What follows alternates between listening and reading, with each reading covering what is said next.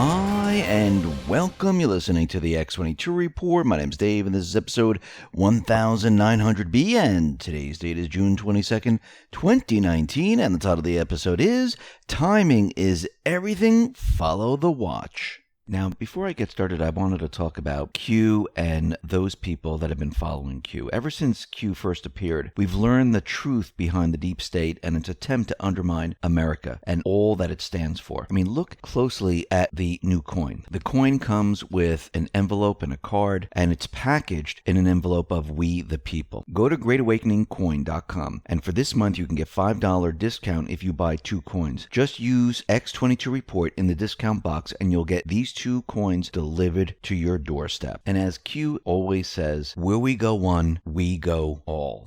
Let's get into the economic collapse, political and geopolitical news.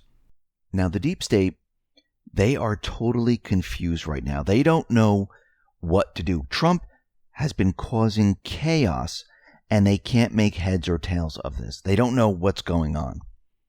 1 minute, they're saying Trump better not bring us to war. Trump better not do this. Better not attack Iran. And then when Trump says, all right, we're thinking about attacking Iran, the mainstream media, the deep state, they're all for attacking Iran. When it didn't happen, they're upset that he didn't do it. They are completely confused. Not confused in what they want. They're confused in what he's doing. They can't read him. And he does this on purpose. He creates the chaos to keep them all off track. And the reason why he's doing all of this is because it's about what is coming. Remember, timing is everything, and we'll be talking about that in just a minute.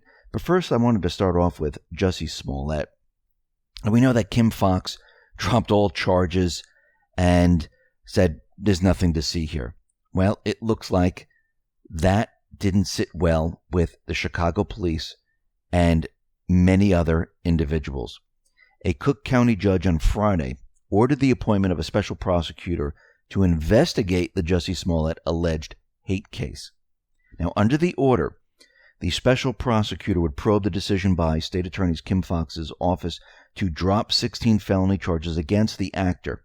Judge Michael Tuman said the special prosecutor would be able to file charges against Smollett if there are reasonable grounds to believe that any other criminal offense was committed. In addition, the judge ruled that Fox had no legal grounds to appoint her top deputy to oversee the case after she recused herself. Fox's action resulted in a fictitious office with no legal existence having control over the Smollett case, Tuman wrote. And the judge continued, there was no legally cognizable office of acting state attorney known to our statutes or to the common law.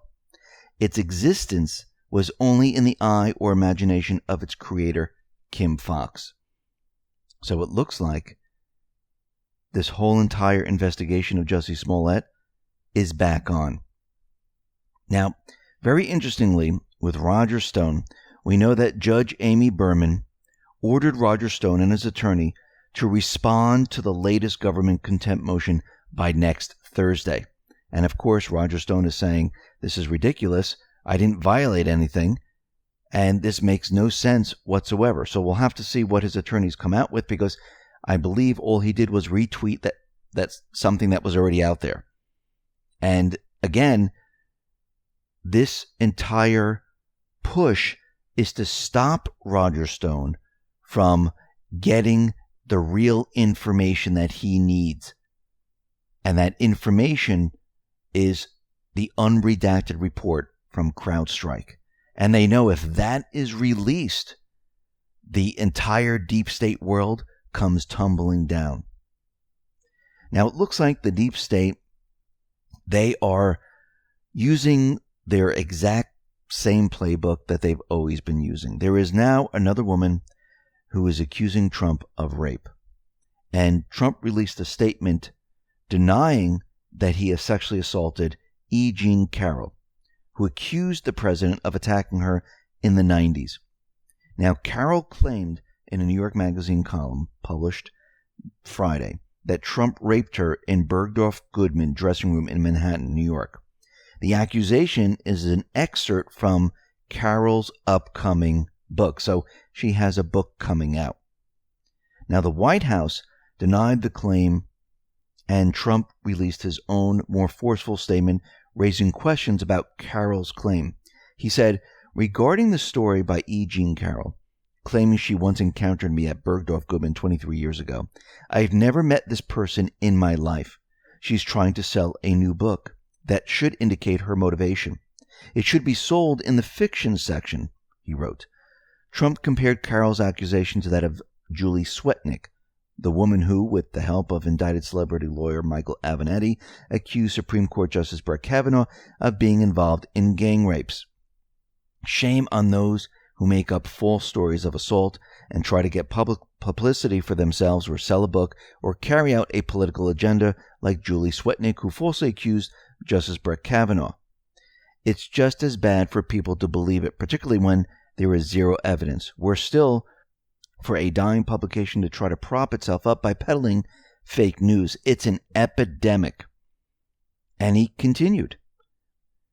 Miss Carroll and New York Magazine, no pictures, no surveillance, no video, no reports, no sales attendants around.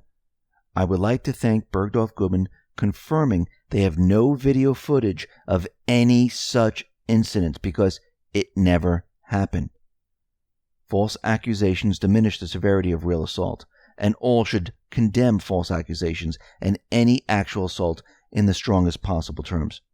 If anyone has information that the Democratic Party is working with Ms. Carroll or New York Magazine, please notify us as soon as possible.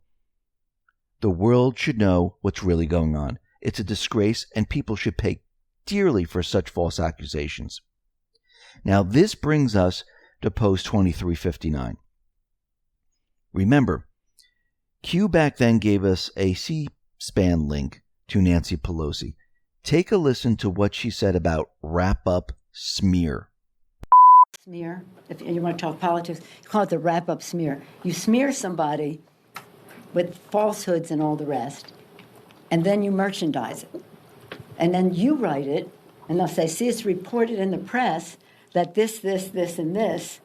So they have that validation that the press reported the smear, and then it's called the wrap-up smear. Now I'm going to merchandise the press's report on the smear that we made. And it's a tactic, and it's self-evident. Now in this post, Q says wrap-up smear deployed versus Justice K. So wrap-up smear is being deployed once again to Trump.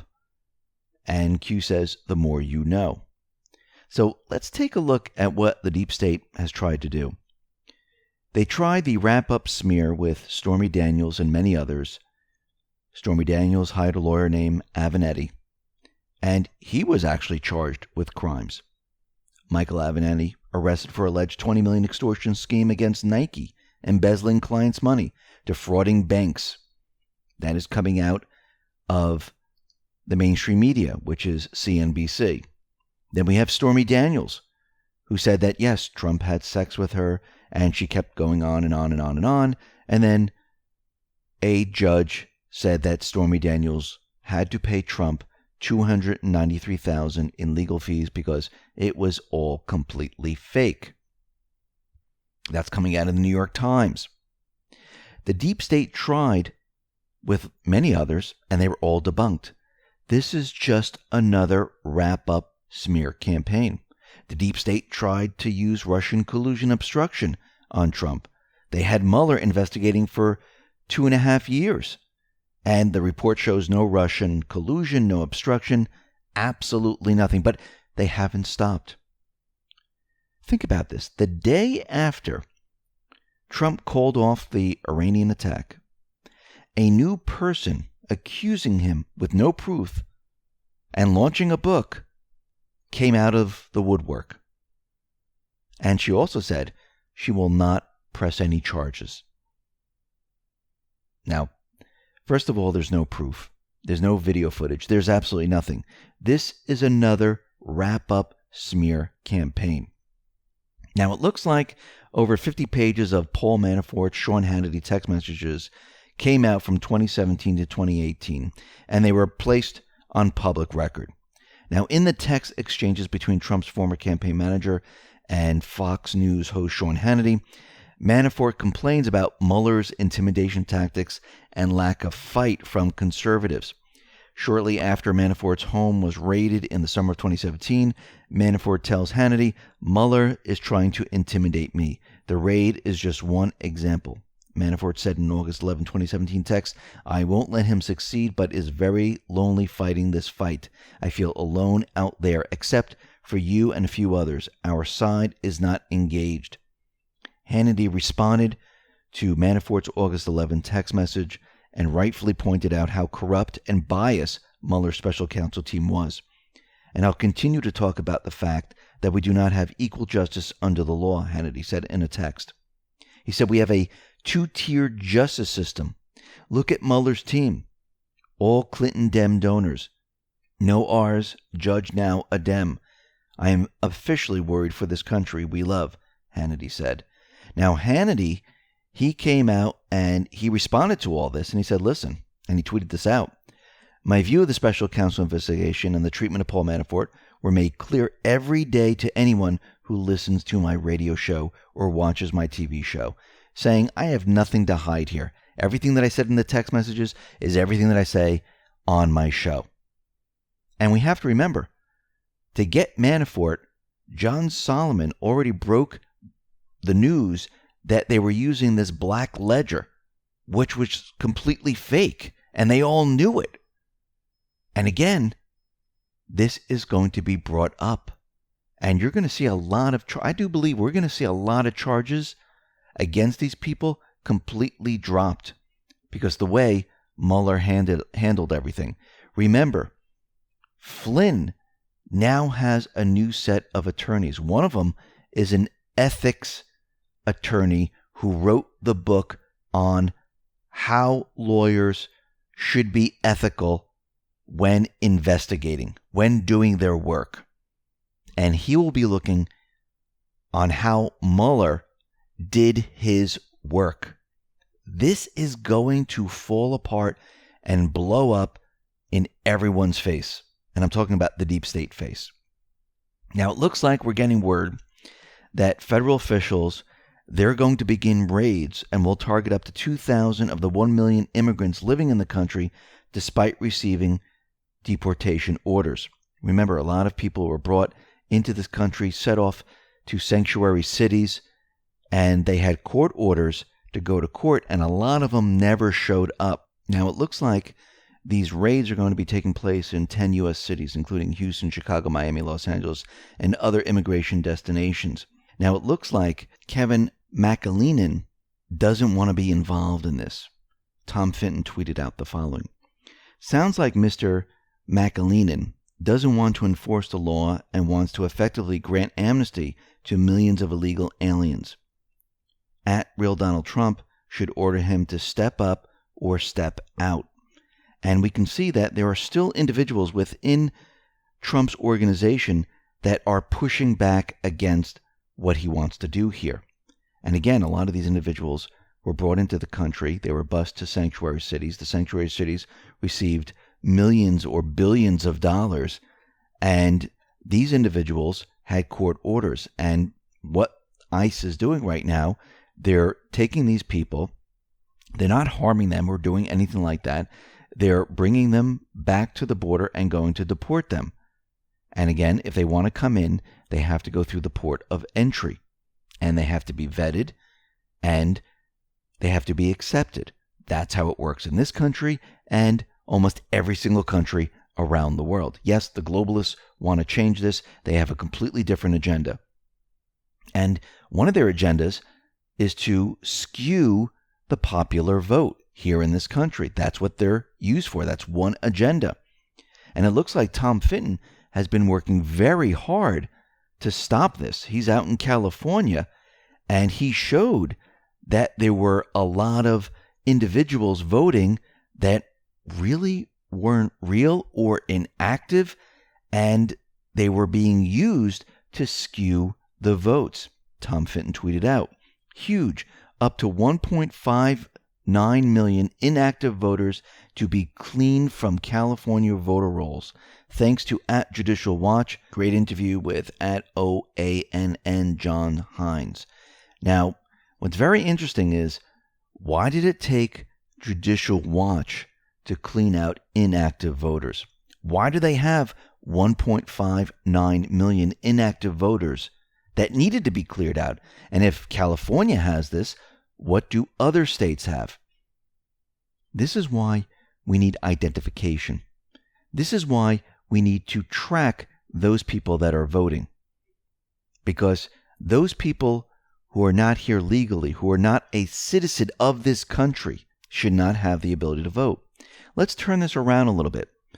Let's say I was a wealthy, powerful individual, and I had the means to bring in Russians into this country, to send them over the border, along our southern border. And it was millions of them over many, many years. More and more Russians coming into this country. They weren't citizens. They were in the country illegally. And they were able to get odd jobs around the country, maybe most of them being paid in cash, or maybe they did get jobs in certain states that you were able to get a driver's license, even though you're not a citizen of this country. But my agenda as a very wealthy, powerful person was to get a Russian president. And I kept bringing in more and more of these individuals. And since they were here in America and they got work, they would vote in the way that I wanted them to vote. And all of a sudden, the election time comes up, and we had a Russian candidate who was American, but actually Russian, who believed in everything Russian, and that person was voted in because we're able, myself and others, to skew the votes because we had millions of people pushing the popular vote for this Russian. And this Russian leader took the country in a completely different direction. And this is why Q has been out there saying that voter ID is coming, because we never want this to happen. Now, out in Iran, we understand that there is no war. There's going to be peace. Trump now says he's ready to speak to Iran, and he has no preconditions for talks. And he never has. He just wants Iran to call him. And I do believe that this call will be coming very, very soon. Now, we know that Trump has created a lot of chaos, keeping the deep state off balance. They don't know what his next move is going to be. And they're trying to figure it out. And no matter what he does, they always do the opposite. But one thing for sure is they're continuing with their agendas. They have not let up with impeachment. And we can see James Comey is out there, and he was talking to Bloomberg Television, and he was saying that, yes, based on special counsel Robert Mueller's findings, yes, we can have impeachment. Now, of course, his findings don't show this whatsoever. There's no crime. There's nothing there. And they're continuing with the Russian story. The question, again, why can't they let the Russian story go? Because if they let it go, everything else falls apart. And this is why Roger Stone is getting a pushback from the judge, because they don't want to hand over the unredacted CrowdStrike report, which I don't believe even exists, because that's what the FBI used for everything else. Think about it. Everything is tied to Russia. But one thing is for sure, we notice that the mainstream media is continually pushing out these deep fake stories, these deep fake video stories. And the question we have to ask is, why are they continually doing this? I mean, there's one out of Vice. AI can now detect deep fakes by looking for weird facial movements. There's one in Fortune now. What is a deep fake? Let this unsettling video of Jennifer Lawrence with Steve Buscemi's face show. There's one out of PBS Hour. They did a whole story on this. There's one out of CNN, and it goes on and on and on, MSNBC and the rest. There's many, many stories, and they're building, which tells us something. It tells us that they're getting worried. Before, if we go back in time when Q first mentioned this, we maybe heard one. Now it's story after story after story. The reason all of this is starting to ramp up is because we're getting very, very close to what is coming. And we need to go back to post 3232, where Q gave us markers, marker 1, marker 2, and gave us watches. And Q told us timing is very important, and gave us watches, and they have the dates of the 27th, one has the 19th, and they have different times on them. Now, do we know exactly what month this is going to happen? No, it's actually not important right now because this has all been planned out. And they're getting the public on the same page, dripping the information out, letting the public know what has been going on. And the reason why I come back to this is because Q has been telling us to follow the watch. And in post 3338, and Anon gave us two posts, 2927, 2657, and they both have to do with Ted Cruz. And Q says, plus Cruz, follow the watch. And the whole thing about this is, follow the watch. When will public discover that Senator Ted Cruz was also spied on? So I believe when Q is telling us follow the watch, this is going to be the next news story that's going to break.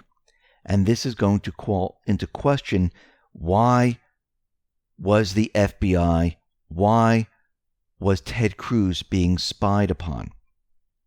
And this is going to open a can of worms. And I do believe we're getting very close to having this story break. I mean, think about all the other stories that have come out. And I believe this is part of the drip, drip, drip that the Patriots are doing right now, because their whole entire narrative was based around Trump was dealing with the Russians. This is why they got the FISA warrants, because of the dossier, because it had to do with Russia. If you notice, there's been nothing about Ted Cruz. Now, the Patriots know that Ted Cruz was spied upon, and I do believe there were many others that were spied upon, and I believe those will come out later. Those are holding in the shadows to use to break the deep state narrative when they try to spin everything about the Ted Cruz spying. So far, if Russia was dealing with Ted Cruz, they've already would have come out with that, but they didn't. And this is why Ted Cruz is going to be a complete and utter shock. This is going to break the Russian narrative into billions of pieces. And people are really going to start to question, all right, what was this all about? Why were they spying? And if the mainstream media, or when the mainstream media and the deep state spin this story on Ted Cruz, they're going to bring out another person. And it's going to shatter the Russian story once again. Now remember, Q has always told us, when does it become mathematically impossible? Where it doesn't make sense anymore. As they keep bringing these people out, the Russian story will not make any sense anymore.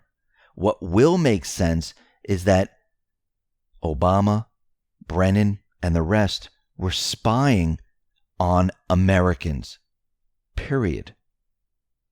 That will then make sense, because the Russian story will be flushed down the toilet. We're heading to that point. Follow the watch. Timing is everything. Listen, everyone, thanks a lot for listening. Be well, be safe, and especially be prepared. Thanks a lot.